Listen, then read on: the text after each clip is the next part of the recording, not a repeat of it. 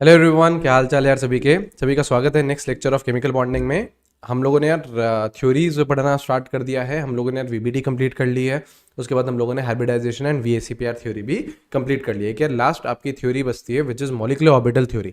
लेकिन उस थ्योरी से पहले यार हम लोगों को कुछ और इन्फॉर्मेशन पढ़नी है, कुछ और यार टॉपिक्स पढ़ने हैं जो कि हम इस पर्टिकुलर वीडियो में कवर करने वाले हैं। जैसे कि यार आपका डायपोल मोमेंट, ठीक है, जैसे कि डायपोल मोमेंट। ठीक है, तो यार डायपोल मोमेंट हम लोग यार इस पर्टिकुलर वीडियो में कवर करेंगे। ठीक है, जैसे कि आपका रेजोनेंस। अब देखो यार, रेजोनेंस एक ऐसा टॉपिक है जो बहुत ज़्यादा डिटेल में ऑर्गेनिक केमिस्ट्री में आता है, लेकिन अभी भी हम लोग हल्की फुल्की नॉलेज उसकी लेते हुए चलेंगे। ठीक है, बाकी ऑर्गेनिक में तो बहुत ज़बरदस्त तरीके से बहुत डिटेल में हम लोग पढ़ने वाले हैं उसे। ठीक है, रेजोनेंस की बात हो गई। और अगर यार मैं आपको बताऊं कि हम क्या क्या पढ़ने वाले हैं, तो हम लोग कवर करने वाले हैं फॉर्मल चार्ज। हो सकता है यार इन सभी टॉपिक्स के आपने नाम सुने हो सकता है नहीं सुने हो, कोई टेंशन लेने की बात नहीं है। सारी चीज़ बहुत बेसिक से कवर करेंगे और बहुत अच्छे लेवल तक हम लोग जाएंगे। ठीक है, फॉर्मल चार्ज पढ़ने वाले हैं और एक लास्ट में हम पढ़ने वाले हैं फजान्स रूल। तो ये कुछ यार आपके मिसलेनियस से छोटे छोटे टॉपिक्स हैं बीच बीच में जो बचे हुए हैं, उन सभी को ही हम कवर करने वाले हैं इस पर्टिकुलर वीडियो में। सारे टॉपिक्स हम लोग इस वीडियो में क्लियर कर देंगे। ठीक है, और उसके बाद यार आपकी एक लास्ट रहती है मॉलिक्यूलर ऑर्बिटल थ्योरी, वो आपके नेक्स्ट वीडियो से हम लोग स्टार्ट कर देंगे। देखते हैं वो फिर एक वीडियो में कवर कर पाते हैं, फिर दो में आराम से डिटेल से सारी चीज़ें सिखा देंगे आपको। चलो, तो डायपोल मूवमेंट यार हम स्टार्ट करते हैं इस पर्टिकुलर वीडियो में। डायपोल मूवमेंट यार फिजिक्स में भी रहता है, केमिस्ट्री में भी रहता है। थोड़ी बहुत यार सिमिलैरिटी है, लेकिन थोड़े बहुत डिफरेंसेस हैं। तो हम लोगों को केमिस्ट्री वाला डायपोल मूवमेंट अभी समझना है। ठीक है, डायपोल मूवमेंट कैसे रिप्रेजेंट करते हैं हम? म्यू से करते हैं। डायपोल मूवमेंट रिप्रेजेंट कैसे करते हैं? म्यू से करते हैं। अच्छा, कैसे होता है? सपोज करो दो अपोजिट चार्जेस आपके पास पड़े हुए हैं। सपोज करो ये एक चार्ज है, कितना है? Plus Q. और ये एक चार्ज है, कितना है? Minus Q. एंड इन दोनों के बीच का डिस्टेंस कितना है? डी। इन दोनों के बीच का डिस्टेंस कितना है? डी। तो डायपोल मूवमेंट कैसे निकाला जाता है? Dipole movement is Q into D. मतलब जो भी चार्ज है इनटू आप डिस्टेंस कर दो, मतलब उन दोनों के बीच में कितना डिस्टेंस है, उन दो चार्जेस के बीच में कितना डिस्टेंस है, उस डिस्टेंस को अगर चार्ज से आप मल्टीप्लाई कर दो तो आपके पास डायपोल मूवमेंट आ जाएगा। आपके पास डायपोल मूवमेंट आ जाएगा। तो बेसिकली अगर मैं डेफिनेशन लिखना चाहूँ डायपोल मूवमेंट की, तो डायपोल मूवमेंट है क्या? Dipole movement is product of, क्या है? Product of charge and distance. आपका चार्ज ले लो Q, डिस्टेंस ले लो D। उन दोनों का आप प्रोडक्ट करो बिटवीन दोज चार्जेस। करेक्ट, उन दोनों को आप मल्टीप्लाई करो तो जो भी चीज निकल के आ रही है उसी को ही हम क्या बोल रहे हैं? डायपोल मूवमेंट बोल रहे हैं। डायपोल मूवमेंट की बात करें तो it is a vector quantity. Dipole movement क्या रहती है? It is a vector quantity. मतलब इसकी कुछ ना कुछ मैग्नीट्यूड तो रहता ही है, साथ साथ में इसकी कुछ ना कुछ डायरेक्शन भी होती है। तो ये क्या है? एक वेक्टर क्वांटिटी है। तो चाहो तो इस म्यू के ऊपर ऐसे एरो बना दो, है ना, इस म्यू के ऊपर एरो बना दो। तो ये क्या है? एक वेक्टर क्वांटिटी है। Dipole movement is a vector quantity. अब बोलोगे वेक्टर क्वांटिटी है भैया, तो इसकी कुछ ना कुछ डायरेक्शन होगी। बिल्कुल यार, बिल्कुल कुछ ना कुछ डायरेक्शन रहती है। अब डायरेक्शन कहां से रहती है? From positive end to negative end. Direction कहां से कहां तक रहती है? From positive to negative. तो it is a vector quantity. Direction की अगर हम बात करें तो it is from positive to negative end. ये आपकी डायरेक्शन होती है, ये आपकी डायरेक्शन होती है। करेक्ट, यहां तक चीजें सही है? बिल्कुल। यूनिट की बात करें, चलो भैया यूनिट की बात करें तो आप ध्यान से देखो, वेक्टर डायपोल मूवमेंट है क्या? चार्ज और डिस्टेंस का मल्टीप्लिकेशन है। तो यूनिट क्या हो जाएगी? जैसे चार्ज की अगर यूनिट मैं लूं तो कूलम, डिस्टेंस की लूं तो मीटर। तो आपकी आप जो यूनिट हो जाएगी वो क्या हो जाएगी? Coulomb metre. सेंटीमीटर नहीं है ये, है ना? कूलम्ब है सी और एम है मीटर, तो कूलम्ब मीटर ये आपकी एसआई यूनिट हो गई। हम सीजीएस यूनिट की बात करें तो चार्ज की सीजीएस यूनिट हो जाती है ईएसयू। चार्ज की सीजीएस यूनिट कौन सी हो जाती है? ईएसयू। ईएसयू का फुल फॉर्म क्या है? चाहो तो यहाँ पे साइड में लिख लो, क्या है?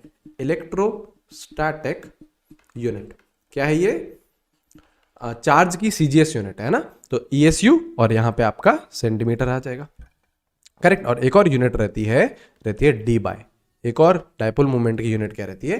डी बाय रहती है। और एक रिलेशन है, और ये रिलेशन ध्यान रखना है, ये रिलेशन आपको काम भी आएगा। और अभी मैं इस रिलेशन की एप्लीकेशन भी आपको सिखाऊंगा। 1 debye is 1 into 10⁻⁻18 ESU centimetre. ठीक है, ये आपका एक रिलेशन है, जो चीज आपको ध्यान रखनी है। डी बाय क्या है? यूनिट है। ईएसयू सेंटीमीटर भी क्या है? यूनिट है। तो इन दोनों के बीच में रिलेशन ये है। 1 debye is 1 into 10⁻⁻18 ESU centimetre. ये चीज क्लियर है? ठीक है। अब देखो हम क्या पढ़ रहे हैं? केमिस्ट्री पढ़ रहे हैं यार। तो केमिस्ट्री में डायपोल मूवमेंट कैसे आ रहा है? अभी तो मैंने आप लोगों को चार्जेस, डायपोल मोमेंट क्या होता है, दो चार्जेस हैं आपके प्लस क्यू और माइनस क्यू, एक डिस्टेंस पे रखे हुए हैं डी डिस्टेंस पे, इन दोनों का प्रोडक्ट करोगे तो आपके पास डायपोल मोमेंट आएगा। यार अब केमिस्ट्री में ये कैसे डेवलप हो रहा है, जैसे सपोज करो अगर मैं HCl की बात करूं, जैसे मैं HCl की बात करूं, तो यहाँ पे हाइड्रोजन और क्लोरीन के बीच में क्या है, शेयर्ड पेयर ऑफ इलेक्ट्रॉन्स है। अब मुझे ये बताओ कि क्या यहाँ पे इलेक्ट्रोनेगेटिविटी क्लोरीन की ज्यादा है हाइड्रोजन से? बिल्कुल, ये चीज बोल सकता हूं ना कि इलेक्ट्रोनेगेटिविटी क्लोरीन की ज्यादा है इलेक्ट्रोनेगेटिविटी ऑफ हाइड्रोजन से। तो जो आपका शेयर्ड पेयर ऑफ इलेक्ट्रॉन रहेगा वो कहां, कौन खींचेगा ज्यादा ताकत से, वो आपका क्लोरीन ज्यादा ताकत से खींचेगा। बीच में शेड, यहां पे जो शेड पेयर ऑफ इलेक्ट्रॉन है इसको कौन खींचेगा, क्लोरीन अपनी तरफ ज्यादा खींचेगा। और अगर क्लोरीन अपनी तरफ खींचेगा तो क्लोरीन की तरफ थोड़े से टिल्ट हो जाएंगे इलेक्ट्रॉन्स, तो क्लोरीन के नजदीक आ रहे हैं इलेक्ट्रॉन्स, तो अगर क्लोरीन के नजदीक आ रहे हैं इलेक्ट्रॉन तो यहां पे क्या चार्ज डेवलप होगा, डेल नेगेटिव।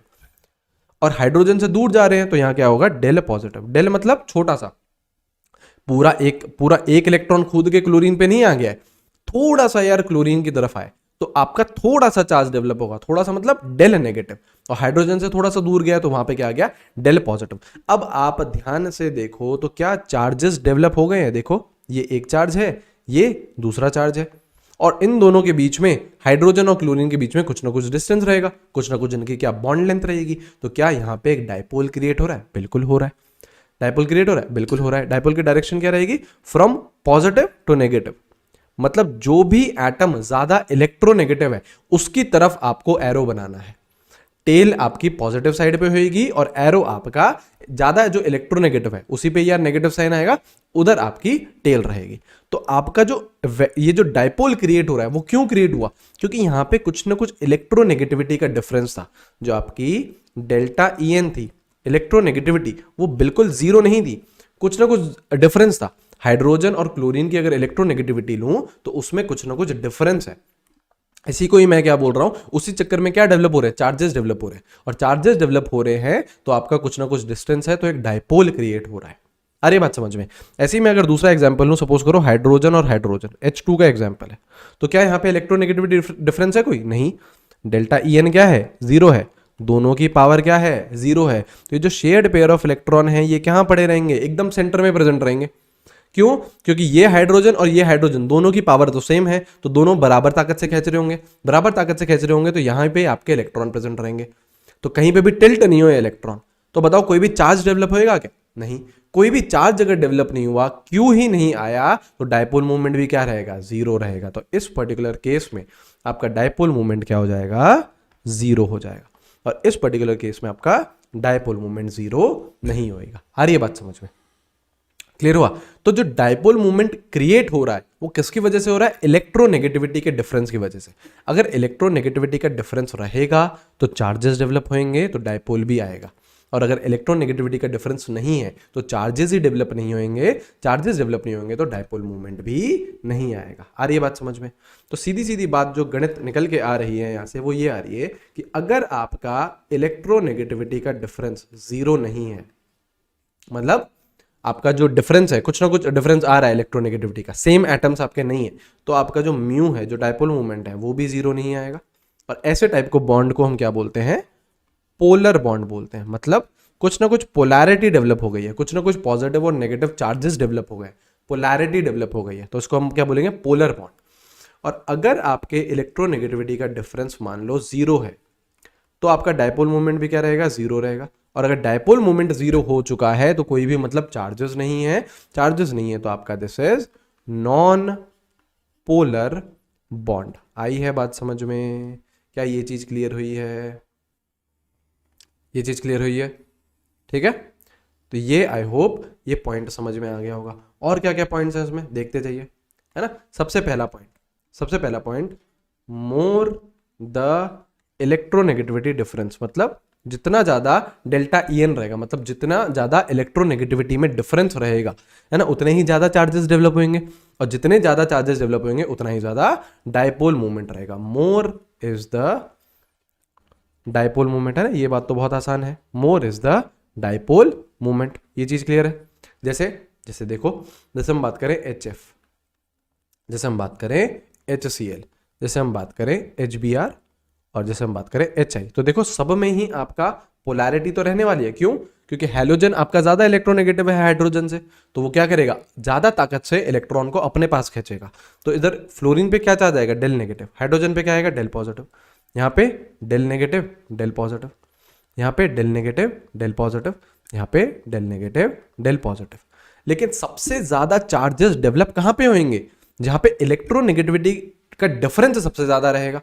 तो फ्लोरीन बोल रहा है हम तो सबसे खतरनाक इलेक्ट्रोनेगेटिव है, तो हम तो भयंकर तरीके से आपका डिफरेंस क्रिएट करेंगे, तो यहाँ पे हम ज्यादा चार्जेस डेवलप करेंगे। ज्यादा चार्जेस डेवलप करेंगे तो यहाँ पे डायपोल मूवमेंट भी ज्यादा रहेगा। तो अगर म्यू का कोई आपसे ऑर्डर पूछे तो ये ऑर्डर आएगा आपका, HF का सबसे ज्यादा, HCl, HBr and then HI। अरे बात समझ में? तो जितनी ज्यादा इलेक्ट्रोनेगेटिविटी रहेगा उतना ही ज्यादा आपका डायपोल मूवमेंट भी रहेगा। अब इसमें कंफ्यूज मत हो ना कि भैया आपने तो सभी पे ही del positive del negative del positive del negative बनाया, तो सब पे सेम चार्जेस रहेंगे। नहीं यार, ये तो दिखाने का तरीका है कि हाँ यार पार्शियल चार्जेस डेवलप हो रहे हैं, लेकिन सबसे ज्यादा कहां पे डेवलप होंगे, जहां पे इलेक्ट्रोनेगेटिविटी सबसे ज्यादा रहेगी। और इलेक्ट्रोनेगेटिविटी सबसे ज्यादा किसकी होती है, फ्लोरीन की है यार। हेलोजेंस में सबसे ज्यादा किसकी होती है, फ्लोरीन की। इनफैक्ट पूरे पीरियोडिक टेबल में सबसे ज्यादा किसकी होती है, फ्लोरीन की होती है। अरे बात समझ में? ठीक है, अब देखो डायपोल मोमेंट क्या है, वेक्टर क्वांटिटी है।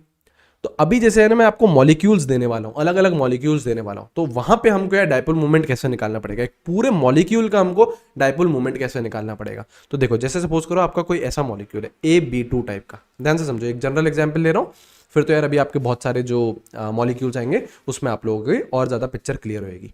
देखो AB2 है, सपोज करो इसका शेप ऐसी है। अब शेप की यहाँ पे जरूरत पड़ेगी, हमें शेप की जरूरत पड़ेगी, मतलब हाइब्रिडाइजेशन ऑफ VSEPR जो सीख के आए हैं हम, उसकी हमको यहाँ पे नीड पड़ने वाली है। ठीक है, अब सपोज करो इलेक्ट्रोनेगेटिविटी A की कम है और इलेक्ट्रोनेगेटिविटी B की क्या है, ज्यादा है। सपोज करो ये हम मानते हुए चल रहा है, सपोज करो ये हम मानते हुए चल रहा है, तो ऑब्वियसली आपका इलेक्ट्रोनेगेटिविटी B की ज्यादा है, तो B पे क्या चार्ज रहेगा, डेल नेगेटिव। B इलेक्ट्रॉन्स को खींचेगा, अपने पास लेके आएगा, तो उस पर क्या चार्ज आएगा, डेल नेगेटिव। A पे क्या आएगा, डेल पॉजिटिव, यहाँ क्या आएगा, डेल नेगेटिव। सही है, तो क्या ये एक डायपोल बनता हुआ दिख रहा है आपको, देखो देखो इस डायरेक्शन में बिल्कुल दिख रहा होगा। क्या ये भी आपको एक डायपोल बनता हुआ दिख रहा है, बिल्कुल दिख रहा है। तो दो अब डायपोल हैं, ये इधर, ये कोई दो डायपोल है आपके, ये दो डायपोल आप लोगों को दिख रहे होंगे, एक ये डायपोल है, एक ये डायपोल है, करेक्ट। और इन दोनों के बीच में एंगल कितना है आपका, थीटा है। इन दोनों के बीच में एंगल कितना है, थीटा है। तो आपका ऑब्वियसली सपोज करो मैंने ये एक जो डायपोल था ये मैंने मान लिया सपोज करो म्यू का है ना, और ये भी क्या होगा, म्यू का, क्योंकि देखो एटम सेम है, ऊपर भी AB एटम है और नीचे भी AB एटम है। तो अगर ऊपर वाला म्यू लिया है मैंने, तो नीचे वाला भी क्या लूंगा, म्यू लूंगा। अगर ऊपर AB होता और नीचे अगर A और C होते, अलग एटम्स होते, तो मैं μ1 और μ2 अलग अलग डायपोल लेता। यहाँ पे मैंने सेम क्यों लिया है, एटम सेम है, क्योंकि देखो ना यार, ये एटम ये अगर म्यू मानूंगा तो ये भी तो म्यू होगा यार। और अगर उधर ही अगर मैं सपोज करो अगर उधर ही मैं इसको B ले लेता और इसको C ले लेता, तो ये μ1 होता, ये μ2 होता, अलग अलग होते। अभी तो मैं क्या मानते हुए चल रहा हूं, म्यू और म्यू मानते हुए चल रहा हूं। ठीक है, तो मेरे को अगर पूरे मॉलिक्यूल का अगर मुझे यार डायपोल मूवमेंट निकालना है, तो मैं क्या निकालूंगा, वेक्टर सम निकालूंगा दोनों के दोनों डायपोल मूवमेंट का। तो म्यू नेट कैसे निकलेगा, डायपोल आपको क्या करना है, म्यू नेट कैसे निकलेगा, दोनों का आप लोगों को वेक्टर सम एडिशन करना है। तो वो क्या फॉर्मूला होता है, जैसे आपके दो वेक्टर्स हैं, ये A वेक्टर है, ये आपका B वेक्टर है, और ये आपका थीटा है। आपसे पूछ रहा है वेक्टर सम कितना रहेगा, तो कितना रहता है, ये चीज तो पढ़ी होगी फिजिक्स में, है कितना रहता है, A square plus B square plus 2AB cos theta. तो यहाँ पे म्यू नेट क्या हो जाएगा, देखो एक म्यू है दूसरा भी म्यू है, तो mu square plus 2 mu into mu और कॉस थीटा, इसका क्या आ जाएगा, अंडर रूट। तो ऐसे तरीके से आप लोग नेट डायपोल मूवमेंट किसी मॉलिक्यूल का निकाल सकते हो। आ रही बात समझ में? थीटा क्या रहेगा, बॉन्ड एंगल है। थीटा क्या है, थीटा तो आपका कौन है, बॉन्ड एंगल है, correct. Bond angle, shape, geometry, ये सारी बातें हम हाइब्रिडाइजेशन में ऑलरेडी कराए हैं, अभी देखना वापस से आएंगे। जैसे देखो अब मॉलिक्यूल के एक बार हम समझ गए हैं कि हमें क्या निकालना पड़ता है, म्यू नेट निकालना पड़ता है। हमें क्या निकालना पड़ता है, म्यू नेट निकालना पड़ता है। और ऑब्वियसली बात है, अगर आपका म्यू नेट पूरे मॉलिक्यूल की बात कर रहे हैं, अगर म्यू नेट अगर मान लो 0 आ जाता है, मतलब नेट डायपोल मूवमेंट क्या आ जाता है, 0, तो इसका मतलब जो मॉलिक्यूल है वो कौन है, नॉन पोलर है। नॉन पोलर मॉलिक्यूल है। और अगर आपका mu net not equals to zero है, मतलब कुछ ना कुछ डायपोल मोमेंट बच रहा है आपका, तो आपका क्या रहेगा, पोलर मॉलिक्यूल रहेगा। तो आपका जो मॉलिक्यूल रहेगा वो क्या रहेगा, पोलर रहेगा। आइए बात समझ में, मॉलिक्यूल क्या रहेगा, पोलर रहेगा। अब देखो जैसे आपको अलग अलग आपको मैं एग्जांपल बताता हूँ, देखना कितनी नॉलेज जो प्रीवियस हमने ली है वो कितनी काम आएगी आप लोगों को।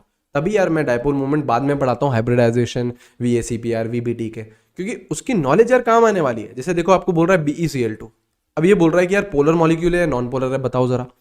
तो पहले आपको इसकी शेप लिखनी आनी चाहिए, इसका स्ट्रक्चर लिखना आना चाहिए। कैसे लिखोगे, steric number equals to half, central atom कौन है, बेरिलियम, वैलेंस कितने, 2, मोनोवलेंट कितने, 2, तो स्टेरिक नंबर कितना आ रहा है, 2, हाइब्रिडाइजेशन क्या आ रही है, sp, 2 ही बॉन्ड पेयर आ रहे हैं, देखो ना 2 सराउंडिंग है, 2 बॉन्ड पेयर आ रहे हैं, 0 लोन पेयर आ रहे हैं, तो इसकी शेप क्या रहती है, लीनियर रहती है। शेप क्या रहेगी, लीनियर। ये कौन सी शेप है, लीनियर शेप। अब देखो, अब बताओ क्या ओवरऑल मॉलिक्यूल नॉन पोलर है या पोलर है। अब देखो बेरिलियम है और क्लोरीन है, ऑब्वियसली बेरिलियम क्या रहेगा आपका, डेल पॉजिटिव रहेगा, क्लोरीन पे क्या आएगा, डेल नेगेटिव। तो क्या ये एक डायपोल बनता हुआ दिख रहा है आपको, बिल्कुल दिख रहा है। क्या ये भी एक डायपोल बनता हुआ दिख रहा है, बिल्कुल दिख रहा है। क्या दोनों डायपोल में आपको कैंसिल होते हुए दिख रहे हैं, ये दोनों डायपोल है। क्या इन दोनों के बीच में 180 डिग्री का एंगल दिख रहा है आपको, बॉन्ड एंगल कितना है, 180 डिग्री का। तो ये दोनों एक दूसरे को क्या कर रहे हैं, कैंसिल कर रहे हैं, कैंसिल कर रहे हैं। तो जो म्यू नेट है वो क्या आ रहा है, 0, मतलब मॉलिक्यूल क्या है, नॉन पोलर। इस तरीके से देखना है, ध्यान से अगर हम सुने तो अगर ये जो आपका मैं ब्लू बॉन्ड को मार्क कर रहा हूं, ये जो दोनों इंडिविजुअली अगर कोई पूछे तो these are polar bonds. Polarity तो है ही ना यार, बेरिलियम और क्लोरीन पे इलेक्ट्रोनेगेटिविटी का डिफरेंस तो है ही है, तो पोलैरिटी तो है, पोलर बॉन्ड तो है, बॉन्ड पोलर है इंडिविजुअली, लेकिन संयोग से ऐसा कुछ बैठ रहा है कि जो दोनों जो पोलर बॉन्ड थे वो एक दूसरे को कैंसिल आउट कर रहे हैं, जो दोनों डायपोल मूवमेंट थे वो कैंसिल आउट कर रहे हैं। तो म्यू नेट क्या आ रहा है, 0। तो मॉलिक्यूल क्या हो जाएगा आपका, नॉन पोलर मॉलिक्यूल। तो अगर कोई ये पूछे कि क्या नॉन पोलर मॉलिक्यूल में पोलर बॉन्ड्स हो सकते हैं, तो बिल्कुल हो सकते हैं, लेकिन वो इस तरीके से अलाइन होते हैं कि उनका नेट डायपोल मोमेंट 0 आ जाता है। आई है बात समझ में, क्लियर हुआ है। जैसे देखो, और देखो, जैसे हम बात करें आपकी BF3 की, चलो देखो, अब अगेन इसका शेप निकालना है। शेप के लिए हाइब्रिडाइजेशन चाहिए, सोचो, steric number equals to half, central atom कौन, boron, 3 valence, 3 monovalent, steric number 3, hybridization sp2, bond pair कितने हैं, जितने सराउंडिंग है 3 बॉन्ड पेयर और 0 लोन पेयर। तो शेप क्या आएगी, ट्राइगोनल प्लेनर। ये चीज तो भैया रटवा दिया आप लोगों को प्रीवियस कुछ वीडियोस में, ट्राइगोनल प्लेनर कर लो यार, ट्राइगोनल प्लेनर। जैसे देखो, इधर बोरॉन, इधर ये फ्लोरीन, इधर ये फ्लोरीन, इधर ये फ्लोरीन। अब देखो बोरॉन और फ्लोरीन, क्या इनमें कुछ ना कुछ डायपोल रहेगा, बिल्कुल रहेगा। तो क्या यहाँ पे ये डायपोल होगा, बिल्कुल होगा। फ्लोरीन क्या है, ज्यादा इलेक्ट्रोनेगेटिव, तो उसकी तरफ आप अपनी हेड बना दो, है ना, मतलब उसकी तरफ एरो बना दो, उसकी तरफ एरो बना दो, है ना। तो यहाँ पे देखो और यहाँ पे भी देखो।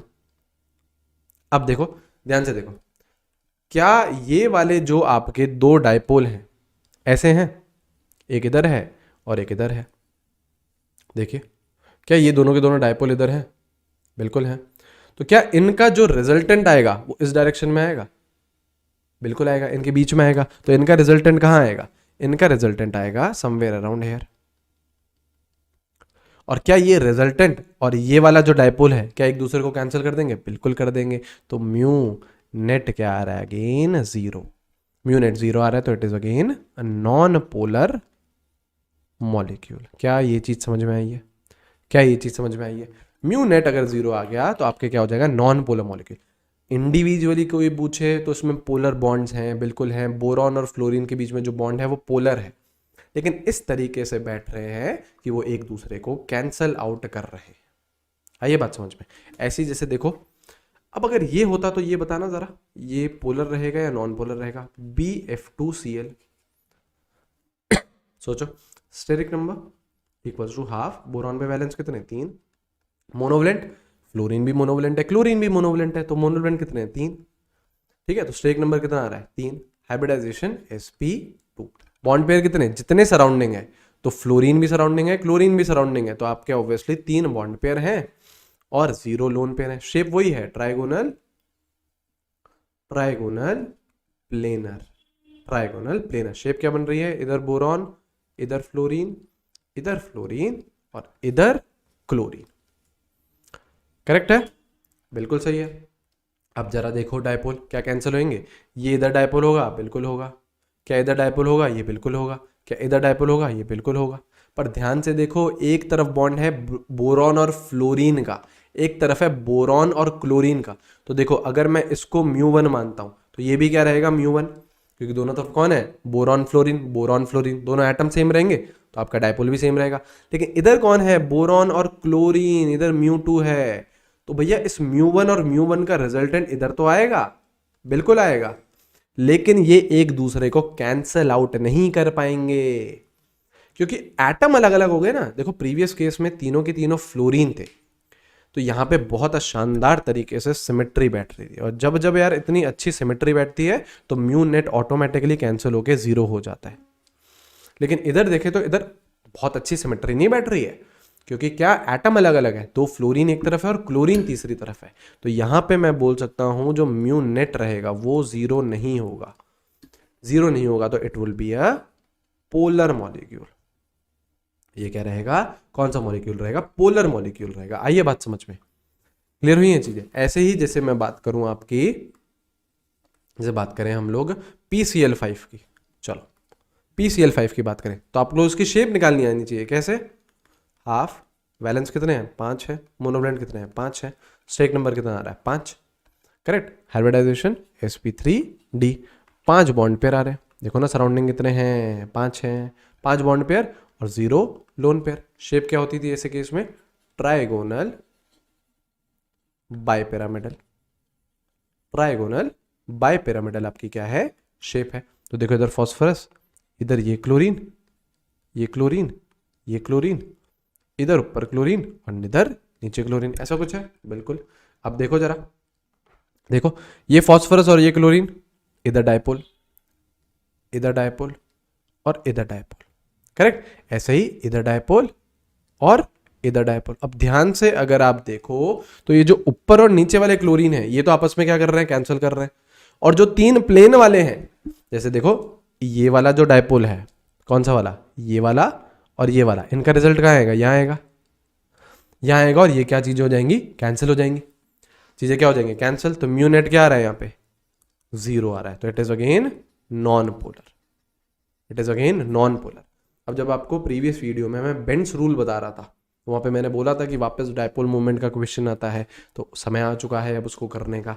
क्या, PCl3F2। आपको बस इतना बताना है कि कौन सा मॉलिक्यूल पोलर है, कौन सा नॉन पोलर है, और दोनों ही पोलर हैं या दोनों ही नॉन पोलर हैं, आपको ये बताना। चलो सोचो कैसे करोगे, कैसे करोगे, सोचो।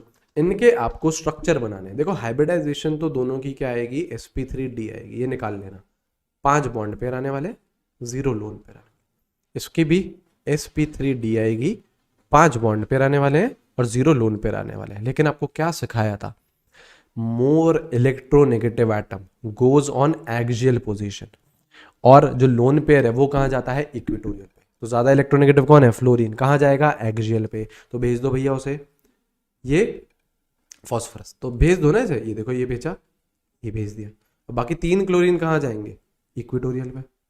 ये करा, ये आएगा इसका स्ट्रक्चर, प्रीवियस वीडियो में भी बताया था, वापस बता रहा हूँ, है ना।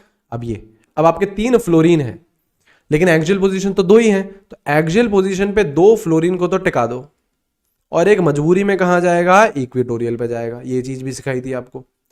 अब देखो आप ध्यान से, यहां पे पहले वाले केस में अगर आप देखो तो ये डायपोल, ये डायपोल और ये डायपोल, ये ब्लू वाले जो डायपोल है ये एक दूसरे को कैंसिल आउट कर रहे हैं। बढ़िया सिमेट्री है, तीनों तरफ कौन है, क्लोरीन क्लोरीन क्लोरीन है, कैंसिल आउट कर देंगे। और ऊपर ये जो डायपोल है जो ग्रीन से दिखा रहा हूं फ्लोरीन वाला, और ये जो नीचे फ्लोरीन वाला ग्रीन से दिखा रहा हूं, ये भी एक दूसरे को कैंसिल कर देंगे। तो बहुत शानदार सिमेट्री बैठ रही है, सिमेट्री शानदार बैठ रही है। तो म्यू नेट यहां पे क्या आएगा, 0 हो जाएगा। तो this would be a non polar molecule.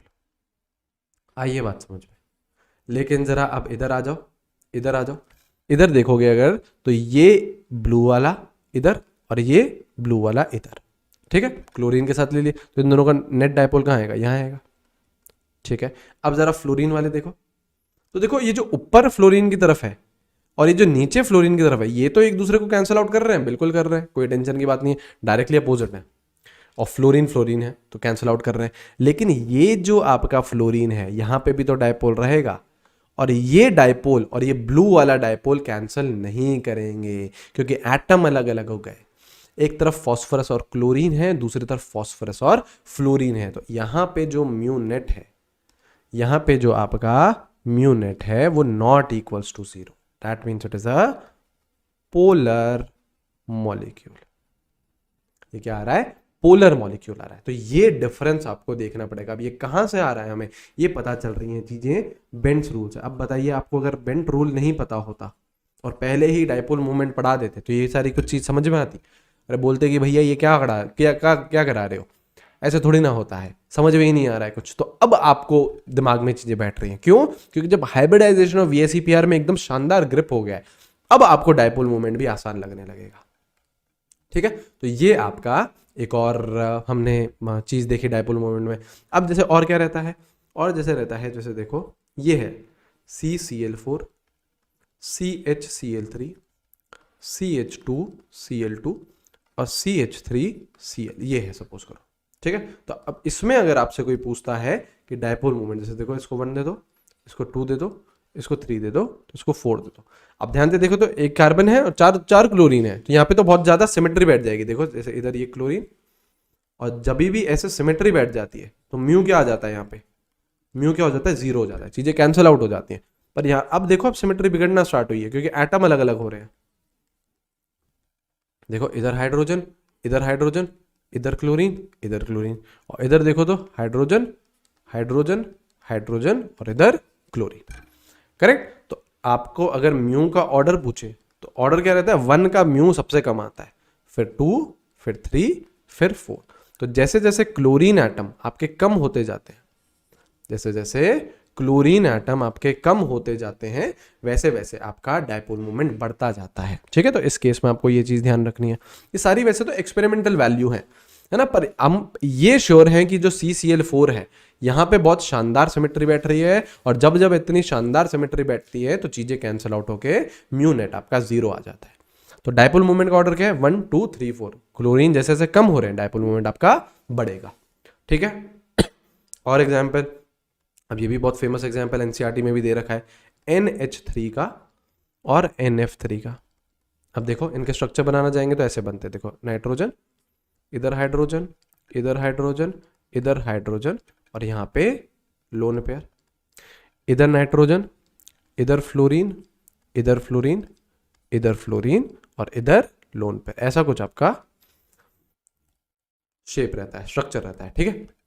अब देखो अगेन आपसे डायपोल मूवमेंट पूछ रहा है, तो देखो नाइट्रोजन और हाइड्रोजन है, ऑब्वियसली ज्यादा इलेक्ट्रोनेगेटिव कौन है, नाइट्रोजन। तो यहाँ पे देखो तो ये डायपोल की डायरेक्शन, ज्यादा इलेक्ट्रोनेगेटिव की तरफ डायरेक्शन रहती है। यहाँ पे देखो तो इधर, यहाँ पे देखो तो इधर।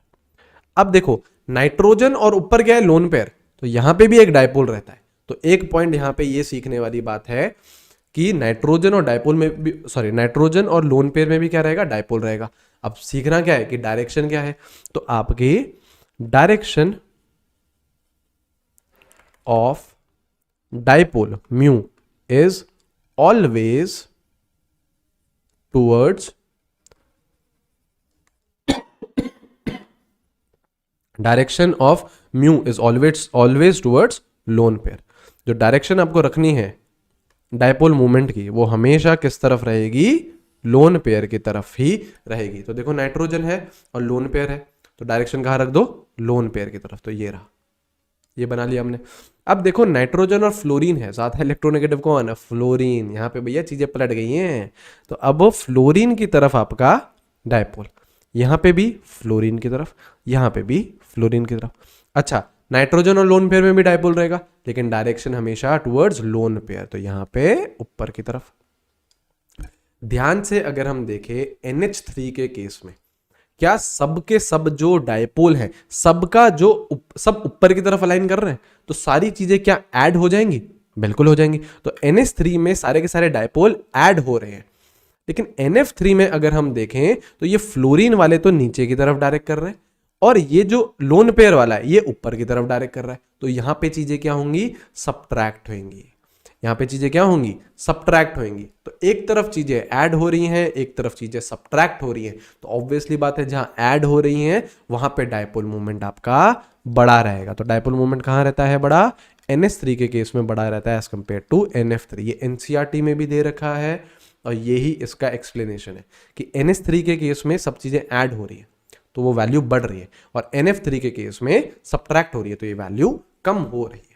मैं ये नहीं बोल रहा हूं कि जो NF3 है उसका नेट डायपोल मोमेंट जीरो हो जाएगा, नहीं होगा, जीरो नहीं होगा, लेकिन कैंसिल होएगा ना यार, क्योंकि इन तीन का तो रिजल्टेंट कहां आएगा? नीचे की तरफ, और ऊपर वाला जो आपका लोन पेयर के साथ है उसका ऊपर की तरफ है। तो वो क्या करेंगे? दोनों सबट्रैक्ट करेंगे, कैंसिल आउट करके जीरो नहीं हो जाएंगे, लेकिन यस सबट्रैक्ट जरूर करेंगे। आई है बात समझ में? ये चीज क्लियर हुई है?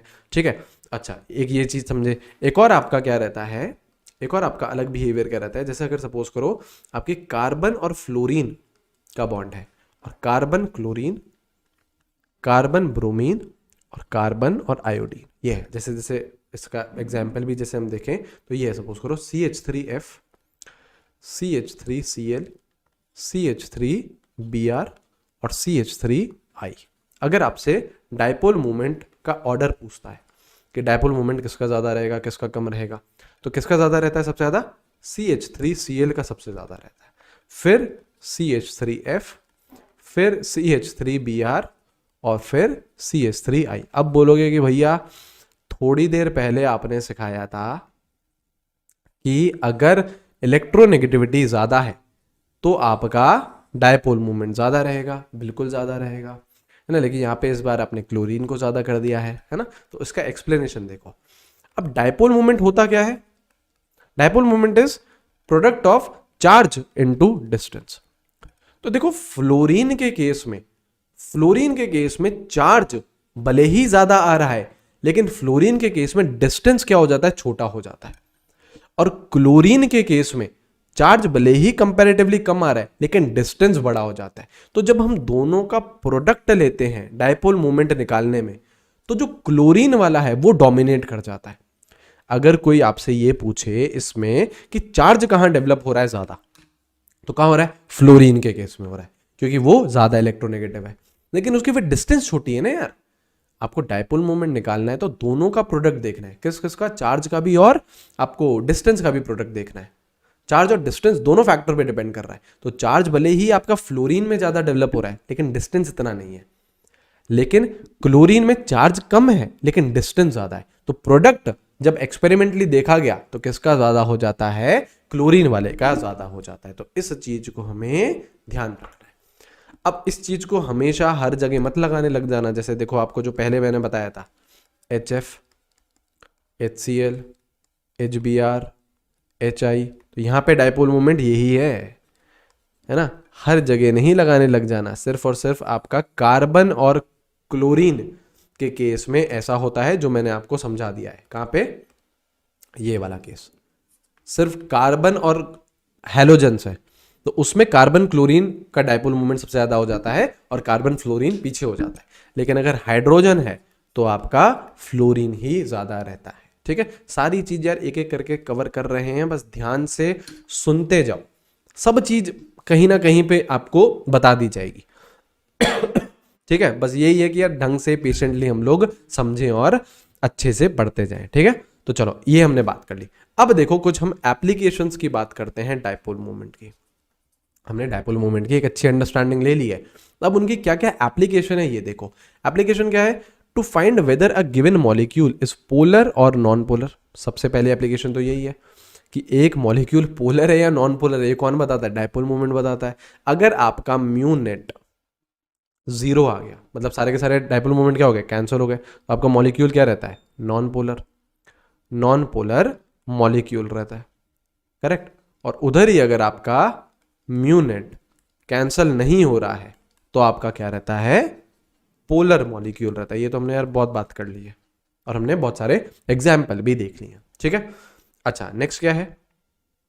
नेक्स्ट आपका एप्लीकेशन है to calculate percentage ionic character in covalent bond. बाप रे बाप, ये क्या चीज आ गई है? हाँ, आपको परसेंटेज आयनिक कैरेक्टर बताना है कोवेलेंट बॉन्ड में। तो पहली बात ये कि यहां पे आप नोट डालिए कि no bond is either 100% covalent और 100% आयनिक। दुनिया में ऐसा कोई सा भी बॉन्ड नहीं है जिसमें 100% कोवेलेंट कैरेक्टर हो या 100% आयनिक कैरेक्टर हो। अगर कोई सा भी कोवेलेंट बॉन्ड है तो उसमें कुछ ना कुछ आयनिक कैरेक्टर आएगा ही आएगा। ऐसे ही अगर कोई सा भी आयनिक बॉन्ड है तो उसमें कुछ ना कुछ कोवेलेंट कैरेक्टर आएगा ही आएगा। पक्की बात है ये, है ना। तो अभी हम क्या पढ़ रहे हैं? आयनिक का कैरेक्टर निकालना है हमें कोवेलेंट बॉन्ड में। तो कैसे निकालते हैं? Percentage ionic character. Percentage ionic character कैसे निकाला जाता है? Experimental value of dipole moment. Experimental value of dipole moment upon theoretical value of dipole moment into 100। ऐसे निकालते हो आप लोग percentage ionic character. Experimental value ये आपको क्वेश्चन में दे रखी होगी, गिवन इन क्वेश्चन, ये जनरली आपको क्वेश्चन में दे रखी होगी। थ्योरेटिकल वैल्यू यार आप निकाल सकते हो। थ्योरेटिकल वैल्यू तो यही है Q इंटू डी, जो हम फॉर्मूला पढ़ रहे हैं थ्योरेटिकली तो पढ़ रहे हैं। एक्सपेरिमेंटल तो हमको यार सवाल में दे रखा होगा। और थ्योरेटिकल कैसे निकालते हैं? चार्ज और डिस्टेंस को मल्टीप्लाई करके इनटू 100 कर लो तो आपके पास परसेंटेज आयनिक कैरेक्टर आ जाएगा। ऑब्वियसली अगर परसेंटेज आयनिक कैरेक्टर है तो उसका परसेंटेज कोवेलेंट कैरेक्टर कैसे निकालूंगा? देखो, दोनों कैरेक्टर मिलके 100 होनी है, परसेंटेज है ना यार। तो कैसे निकालोगे? 100 माइनस परसेंटेज आयनिक कैरेक्टर, ठीक है। देखो, अगर कोई सा भी आपका कोवेलेंट बॉन्ड है तो उसमें आयनिक कैरेक्टर होगा ही होगा, बिल्कुल होगा। और कोई सा भी आयनिक बॉन्ड है तो उसमें भी कोवेलेंट कैरेक्टर होगा। तो वो चीज बाद में पढ़ेंगे हम लोग। फजान्स रूल इसी के बारे में बताता है, वो बाद में देखेंगे। अभी हम क्या देख रहे हैं? Dipole moment. क्या देख रहे हैं? आयनिक कैरेक्टर निकालना है हमें कोवेलेंट बॉन्ड में, ठीक है। चलो आ जाओ। अब क्वेश्चन कराता हूं आपको, है ना। क्वेश्चन कराता हूं, ये क्वेश्चन करिए और ये क्वेश्चन करिए और फिर आप इसका उत्तर दीजिए। क्या बोल रहा है? Calculate the dipole moment of HCl, ठीक है, if the bond distance is 1.34 angstrom. Charge आपको इतना दे रखा है, ठीक है। पहले डायपोल मोमेंट निकाल लो। क्या क्या दे रखा है? जैसे देखो क्या क्या दे रखा है आपको। डिस्टेंस कितना दे रखा है? 1.34 एंगस्ट्रॉम, है ना। इसको सेंटीमीटर में कन्वर्ट करके चलो, तो सेंटीमीटर में करोगे तो कैसे होएगा ये? 1.34। जैसे देखो मीटर में करोगे तो कितना होएगा? ये होएगा। अब इस मीटर को क्या करो? सेंटीमीटर में, तो 100 से मल्टीप्लाई करो। तो 1.34 into 10 to the power -10 into 100 centimetre. इसको डायरेक्टली भी लिख सकते हो, 1.34 into 10 to the power -8 centimetre, ठीक है। तो एंगस्ट्रॉम को अगर सेंटीमीटर में करना है तो -8 का फैक्टर, मीटर में -10 का होता है ना, तो आपका सेंटीमीटर में -8 का है। तो ये डिस्टेंस आ गया। क्यू कितना है? क्यू कितना दे रखा है? 4.8 into 10 to the power -10 ESU। अब क्या करो? दोनों को मल्टीप्लाई करो। आपको क्या पूछ रहा है? Dipole moment, Q into D. तो Q इंटू डी मतलब 1.34 into 10 to the power -8 into 4.8 into 10 to the power -10। Unit क्या आएगा? देखो, एक का ESU लिया है, एक का सेंटीमीटर लिया है, तो क्या आएगा? ESU centimetre. अब देखो 1.34 और 4.8 को मल्टीप्लाई करो तो ये क्या आ जाएगा? 6.4। और -8 और -10 ये क्या आ जाएगा? 10 टू द पावर -18। ये हो गया ESU सेंटीमीटर। अब आपको क्या सिखाया था कि 1 debye is 10 to the power -18 ESU centimetre. तो यहाँ पे 10 to the power -18 ESU centimetre को क्या लिख सकते हो? डी बाय लिख सकते हो। तो आंसर क्या आ रहा है आपका? 6.4 डी बाय। ये क्या हो गया आपका? Dipole moment. आ रही है बात समझ में? क्लियर है? 10 to the power -18 ESU centimetre को मैंने डायरेक्टली क्या लिख दिया? डी बाय लिख दिया। ये चीज क्लियर है? सही। तो ये जो आप Q इंटू डी करके निकालते हो ना, this is theoretical, this is theoretical dipole moment, theoretical dipole moment निकला है। अब क्या निकालना है, अब क्या निकालना है, परसेंटेज आयनिक कैरेक्टर। तो परसेंटेज आयनिक कैरेक्टर क्या फॉर्मूला था, एक्सपेरिमेंटल अपॉन थ्योरेटिकल इनटू 100। तो देखो एक्सपेरिमेंटल आपको क्वेश्चन में दे रखा होगा, जनरली क्वेश्चन में दे रखा होगा, तो देखो क्वेश्चन में दे रखा है, ध्यान से पढ़े। देखो if the experimental value of dipole moment is 1.08, तो 1.08 डी बाय है, यूनिट सेम है, अपॉन 6.4, ये क्या हो गया आपका थ्योरेटिकल इनटू 100। तो परसेंटेज आयनिक कैरेक्टर इसको सॉल्व करोगे तो आएगा 16.79%। क्या है, परसेंट आयनिक कैरेक्टर, और परसेंट कोवेलेंट कैरेक्टर पूछे तो 100 में से माइनस कर देना। ये देखो HCl ये है ना यार, तो वैसे तो ये कौन सा बॉन्ड है, कोवेलेंट बॉन्ड है, तो ऑब्वियसली कोवेलेंट कैरेक्टर डोमिनेट करेगा।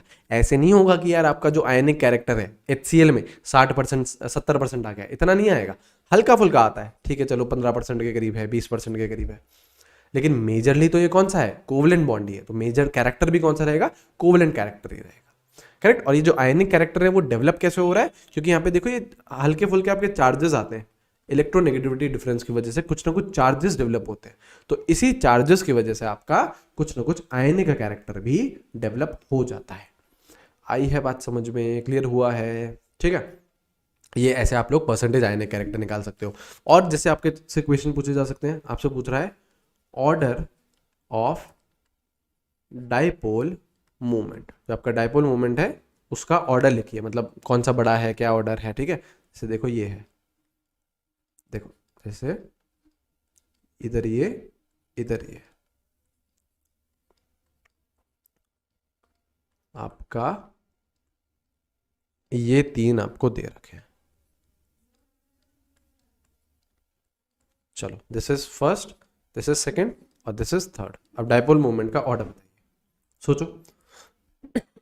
मैं तो बताऊंगा ही आप लोगों को, आप लोग सोचिए कि कैसे हम लोग निकाल सकते हैं, दिमाग लगाओ, दिमाग लगाओ। कैसे कर सकते हो, जैसे देखो, क्या ये आपको डायपोल दिख रहा है, एक कार्बन है और एक क्लोरीन है, ऑब्वियसली डायपोल रहेगा, क्लोरीन की तरफ रहेगा क्योंकि वो ज्यादा इलेक्ट्रोनेगेटिव है।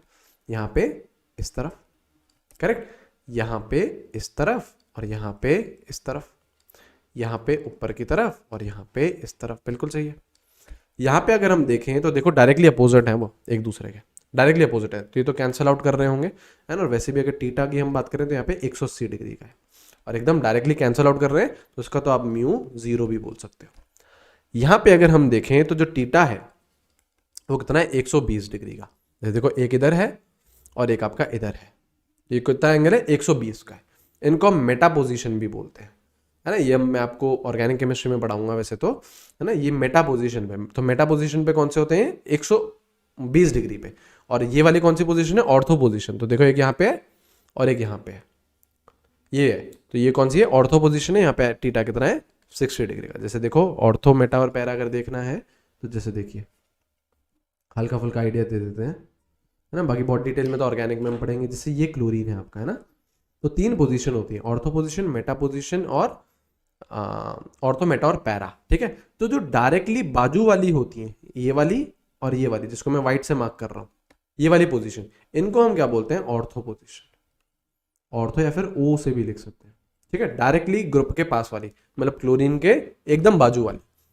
एक छोड़ के अगर हम देखें, ये वाली देखो या फिर ये वाली देखो, जिसको ब्लू से मार्क कर रहे हैं, ये कौन सी होती है, मेटा होती है। ये कौन सी होती है, मेटा होती है। और जो डायरेक्टली अपोजिट है, बिल्कुल ही एकदम क्लोरीन के डायरेक्टली अपोजिट है जो, वो कौन सी होती है, पैरा होती है। वो कौन सी होती है, पैरा होती है। अरे बात समझ में। अच्छा, अब हमें पता है जो डायपोल मूवमेंट है उसका जो म्यू नेट है वो कैसे निकाल सकते हो। जैसे सपोज करो दो डायपोल मूवमेंट है आपके, म्यू 1 और म्यू 2, तो कैसे निकालते हो, म्यू 1 का स्क्वायर प्लस म्यू 2 का square plus 2 mu 1 mu 2 cos theta, correct. तो आपके जो म्यू नेट है वो कॉस टीटा के डायरेक्टली प्रोपोर्शनल है। और कॉस टीटा और एंगल में क्या रिलेशन होता है, जैसे जैसे एंगल कम होता जाता है कॉस टीटा बढ़ता जाता है।